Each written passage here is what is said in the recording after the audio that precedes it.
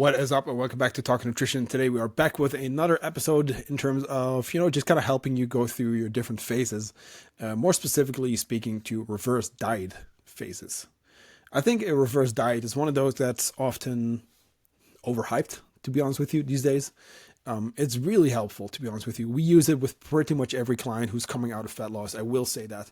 But I also see a lot of people hyping it up too much, giving people the wrong idea in terms of, eating more to lose weight and those kind of things, and making it sound like, hey, we are specifically eating more to lose weight, but that's also not the case. It can happen, but it's not the main goal. And you'll learn a little bit more about that today. But why do we do reverse diets? It's really the keeping it off part.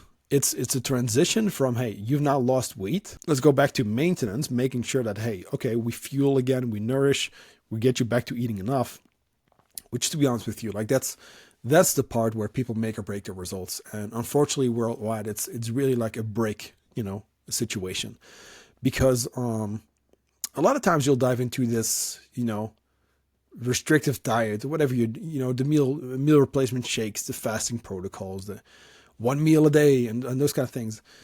You do that for a period of time to lose weight. And then you stop that whole protocol altogether. And then, of course, you go back to whatever you were doing beforehand. And that weight just shoots back up.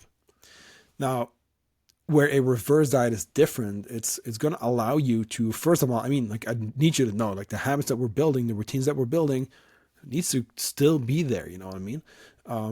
During the reverse diet, especially, like, you got to be accurate still with your tracking. It's not all of a sudden like, hey, we're done, but it's a transition, and it allows you to go back up in calories, which you're supposed to do. And people don't know this. People think, I need to lose weight. I'm going to go on, like, let's say, 1,200 calories, whatever. And I'm going to stay on 1,200 calories to keep that weight off. But that's not supposed to be that's not the right way to do it, I should say. You're not supposed to be there. You're not supposed to stay in a deficit. That's what I'm trying to say. You're supposed to go back up. You're supposed to fuel and nourish your body. If you've been dieting for a long time, you also know that usually it's the keeping it off part that's the issue. Like, you've lost the weight before, but you never kept it off. And that's where in a reverse diet, we can do exactly that. Now, there's a few things to keep in mind. Now, before we jump in, though, because this is such a common thing that I've seen so many of our clients struggle with, I want you to know that you can always go in and join our free Facebook group. I'll drop the link in the show notes. You can always go in and ask any questions. If you've never done a reverse diet before, I'll bring this back later. But most importantly, what I can recommend to you, and I am biased, but if you've never done a reverse diet, do it with a coach. It's going to be better, at least if you have a coach that knows what they're doing. It's a big challenge. It's a scary process where eating more, a lot of people, do relate that to, gaining weight. And it's a little scary maybe, but go with a coach and go with someone who obviously, shows online, has testimonials of reverse diets, like we do, so that you also know, hey, these people are familiar with that process, you see? Because here's the thing, here's why it's so important. And I'll drop the link to our free Facebook group in the show notes so that you can keep learning. It's free to join, just your email address, and that's all. But why is it so key? Now, when you're dieting, your hunger hormones go up, right? So you're going to have more hunger, more cravings, first of all.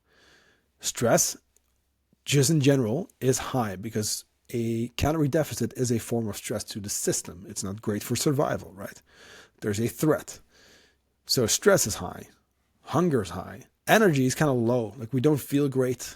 Oftentimes sleep is a little impacted, and you are more likely to give into temptations. And I want you to expect that towards the end of a cut, especially. And I'm saying like 12 to 14, 16 weeks, maybe 16 being kind of on the long, end for most people. But understanding that, hey, eventually, like, we're going to run into those symptoms more and more. And unfortunately, it is part of dieting, of a fat loss phase, especially if you get very lean. So at some point, we just need to go back up, right? But because of that hunger, but because of the temptations being there and you being more likely to give in, I want you to keep in mind that plus your metabolism being slower, I was going to say metabolic and metabolism being slower, we need to be careful. It's not going to be like hundreds of calories, But I want you to know that when you are dieting, your NEAT, your non-exercise activity thermogenesis, will go down, which is that biggest chunk that you can kind of control in a way, at least, as much as, so the slowdown mostly happens subconsciously, but you can count your steps and keep those in control, right? But your metabolism slows down. Your metabolic rate goes down over time when you are dieting, and that's a normal process. That is also why I want to go back up again, because if we do that, you allow your metabolism to speed up again. This is no magic. There's no, right? There's no hack here. This is really just what your body's supposed to do. Metabolism slows down and speeds up depending on how much you eat in terms of calories. And there's other factors there too. I also think that a drastic change going from being on low calories at the very end of your cut right back to maintenance is going to feel like a massive jump for a lot of people. And I think a lot of people might even have a hard time just getting used to all of that food again. So what I would say is, let's take at least a few steps, at least 2 to 4, so we can really just, take it slow. And sometimes we go longer even to find your maintenance. Because here's the thing. The way we do this is we look at, okay, what are your final calorie deficit targets? How many calories is that? Now, what's your new expected maintenance after cutting, right? Specifically speaking, if we've lost weight, what's our new maintenance going to be? Because we need to recalculate that, because a smaller body burns fewer calories. So now we look at where you end your cut and we look at where your expected maintenance is. Now we're going to jump halfway. Why do we do halfway? Because we allow that to be our starting point then to where, hey, we know for sure we're safe, and then we can take it step by step. So then I do want you to know the following. It is because that first increase is a little bit bigger. Afterwards, it's going to be small steps. And I'm talking maybe 10 carbs, maybe 5 fats, maybe 5 fats and 10 carbs, right? We're going to take it slow after that. But what I want you to think about too is it's very easy to think then, hey, this is multiple hundreds of calories. Let me actually, get some fun stuff in. It's going to be tempting, but I'm going to tell you this. Hold on and stick with your whole foods. For the first 2 weeks of your reverse diet, you want to keep it as clean as possible still. Still go with your 80 to 90% whole foods. Be patient here. It's going to be very tempting, but I can tell you this. It's going to be better for you to stick with your whole foods and minimally processed foods. After those first 2 weeks, I'm going to be okay with you getting a little bit more flexible. And let's say, hey, we're going to go from 90-10 to 80-20, right? Because as you know, we always talk about 80-20. In a cut, it should really be 90-10.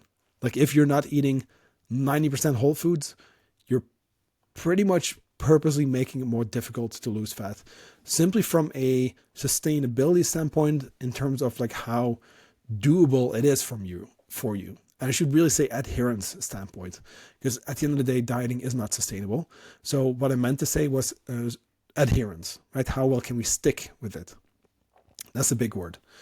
Now, here's another reason too. I like to take it slow, because remember, right? We're going up in food.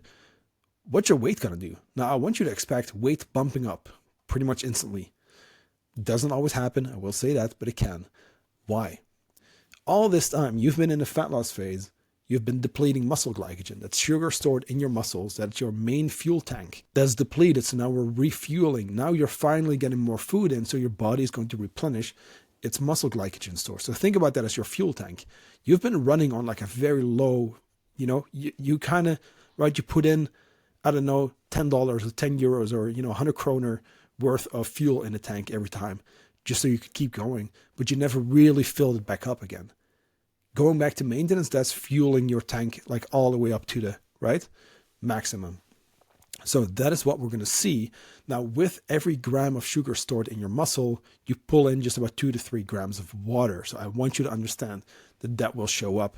This is not bloat. This is not, right, bad weight. This is actually in the muscle cell. So if anything is going to make your muscles look fuller, when that glycogen is in there, of course, pulls in some water, things are going to work better. Understand that there's going to be a lot of fluctuations in those first 2 weeks. And that's okay. There's also more food. Think about this. If you eat 500 grams worth of food, that's 500 grams in your body. That means that you are now 500 grams heavier. It doesn't become more, basic as it's common sense, guys, right? It is common sense, but we still obsess over that number on the scale. Who the fuck cares about 500 grams as an example right now, right? If that's literally food, who cares about that? Who cares? It's food. It's water. It's not fat. You know what I mean? Let's be real there. Now, not just that. If we jump halfway between your end of the cut and your new expected maintenance, and we're halfway, there's no way you're going to store that body fat, right? You're not going to gain body fat there.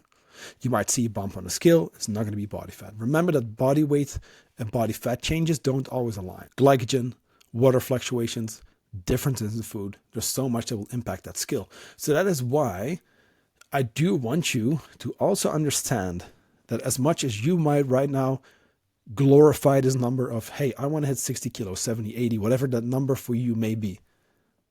I want you to understand that that special number either shouldn't be the end goal for your fat loss phase, because, to be honest with you, like, you're going to go back up again, at least a little bit. Or we should just set better goals anyway, because I don't think that should be the goal. That's the tool, right? The number on the scale is the tool that we can use to get you your fat loss goal. The number really doesn't mean that much, because, to be honest with you, I just gained 2 kilos over the last few weeks, and it's pretty much all muscle, or at least I'm not really gaining body fat, you know what I mean? So it's like, it could be a combination of things. Do I worry about the scale weight? Of course not. No, I know that my measurements are still okay. My photos look fine still. So let's step away from that scale being like the end all be all. Like, no, it's a tool, right? That's all it is. It's the best tool, right? It's the tool during a reverse diet that can allow us to make changes. But don't see it as like, it has to be 60 or 70 kilos or whatever it is, because you're going to be let down, because you will see that scale go back up at least a few kilos or pounds. Now, that being said, I also don't really know how long the reverse diet is going to last, because it depends. It's going to be different for everyone. Some people lose weight even, and they keep losing weight for multiple weeks in a row. I've even seen people lose weight for another 4 weeks or something of increasing food, right? It could happen to where, hey, yes, their metabolism slowed down, but because we're not going back up again, like, we are still in a deficit. But what can happen then again also is that as we bring up food, their metabolism also adapts, and maybe like adapts even further, like over adapts almost, to where, okay, now it's responding by burning more calories even. So now all of a sudden we could even make that deficit bigger, because your body becomes more willing to basically expend energy, even though we bring food up, you see? It's not that when you bring food up, your calories burned stays the exact same. It actually goes up quite a bit with that. And that's what I want you to keep in mind. So every single week, we're going to add maybe 40 calories, maybe 100. It's going to depend. I basically, and this is super vague, but I basically want you to get to maintenance as soon as possible without rushing it. Meaning, if we can go with 100 calories per week, let's go for that. If you want to stay as lean as possible, maybe we'll go slow, maybe 10 carbs here and there. Really do like a weekly adjustment. I like doing it that way for myself. I like doing it with clients who are very accurate with tracking. With other people, we're just going to go with like 100 calories every single week. Sometimes we hold for 2 weeks and then we continue. But understand that some people will gain some weight during reverse diets. Some people will lose weight, sometimes for weeks on end. And some people just stay stable from the very beginning. And reverse dieting is way more of an art than an exact science. And you will respond differently than the next person, and the next person, and the next person. So there's a few things to keep in mind.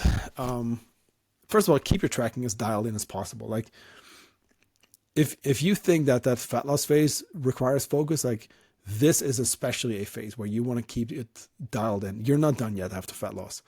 Like, I want you to really keep your tracking on point. I still want you to aim for your whole foods. If we can, 90% of whole foods, or at least minimally processed foods, for those first 2 weeks. Then you can go back to 80-20. Keep lifting your weights, or if you haven't much, bring that up, because now your body is going to have more fuel. You're more likely to build muscle when you increase the amount of resistance training that you're doing. So those are all great tips, right? Give it time as well, because I think people tend to think that going into a reverse diet means that you're immediately going to have more energy, immediately going to have less hunger. It's actually not the case. like you're still in deficit, and it's going to take some time for you to really refuel. So give it a few weeks. You're not going to immediately go like from like, post, diet to feeling 1,000% better. Like this is not going to be the case. Have I seen clients feel like that? Yes, but it's likely more placebo than anything. At the end of the day, that's also real, but I want you to understand that we should at least not expect hunger to immediately disappear and energy to be incredible, and we're PRing our workouts and all that. Like, it's probably going to take some time. And hey, if it's quicker for you, amazing. Just an extra bonus for you. Understand that a deficit means fewer calories than what we're burning. A reverse diet is still that, right? Just less. We're just reducing how big of a deficit it is. We're getting closer. We're working our way up to maintenance. But we want to keep in mind, once again, that step by step, we're in a little bit less of a deficit, meaning we are spending more time in a deficit. So I want you to calculate your next maintenance phase and the duration off of that based on the total time spent in a deficit. So meaning, if you cut for 12 weeks and you reverse for 4, then you want to be at maintenance for at least 12 weeks. If not 16. I would say 12 is probably going to be fine, but understand, like, we need to spend some time at maintenance before we do anything else. Now, of course, if you want to build muscle, you could just go into a lean gain phase right after. But again, either way, I mean, you would keep doing the same thing anyway then, right? Just keep adding food, right? 10 carbs, 10 carbs, 10 carbs, maybe 5 fats. Keep protein the same. Like, that should be already pretty high anyway. Just about 1 gram per pound of body weight, or for Europeans, like 2.2 grams per kilo of body weight seems to be the sweet spot for building muscle, staying lean. And I hope that with all of this, you also have a better idea of how to do a reverse diet. Like I said, it's hard. I think a lot of people will not get the benefit from reverse diets because they either don't learn about it, they don't have enough patience because they do it themselves and they get too emotionally involved. They can't make objective decisions. They simply don't know how to do it. It's a very rewarding phase. And in my eyes, like, reverse diets are even more important than the actual fat loss phase, because this is where you get to finally keep it off. You get to go up in food, which is a very valuable lesson. You making an effort to increase food and then seeing those fluctuations and then still sticking with it and then seeing that weight stabilize and sometimes even drop. It's such a big lesson to where it's a massive trust the process situation, but once you push through, it's going to pay off. I can tell you that. It's hard to reverse diets sometimes. It requires a lot of accuracy. Again, get a coach to help you with this. If that's me or, my other coach, like, either way, you know what I mean? Or even someone else. But, like, get a coach, because someone needs to hold you accountable. And it goes for myself too, right? I had a coach too through this process multiple times. We need someone who can objectively make decisions based off of data, because we're going to get in our own heads. We're going to think of, okay, weight's changing too much. We're fluctuating. Okay, let's calm down, zoom out, get a coach, make sure that we have objective data, be smart, food-wise, keep it nice and clean. And of course, right, trust the process, because like I said, we're going to see some fluctuations quite a bit, and that's okay. We need to make adjustments based off of objective data instead of our feelings, and then you will be fine. So I hope that helps. I hope this gives you a little bit of an idea. If you once again need more help, feel free to join our free Facebook group. I'm going to drop the link in the show notes. Reverse dieting, again, such an important thing to do. Transition, and that goes for your fat loss phases, going back to maintenance. That goes for if you're maybe just starting out and you kind of don't really know where to go. Start with this, right?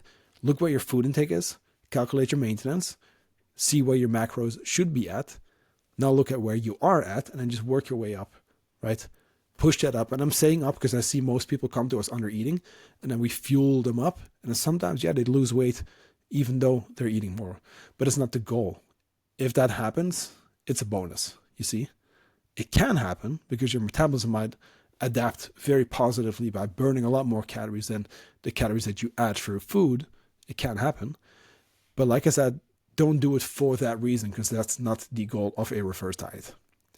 Any other questions, please let me know in the Facebook group, and then I'll talk to you very soon.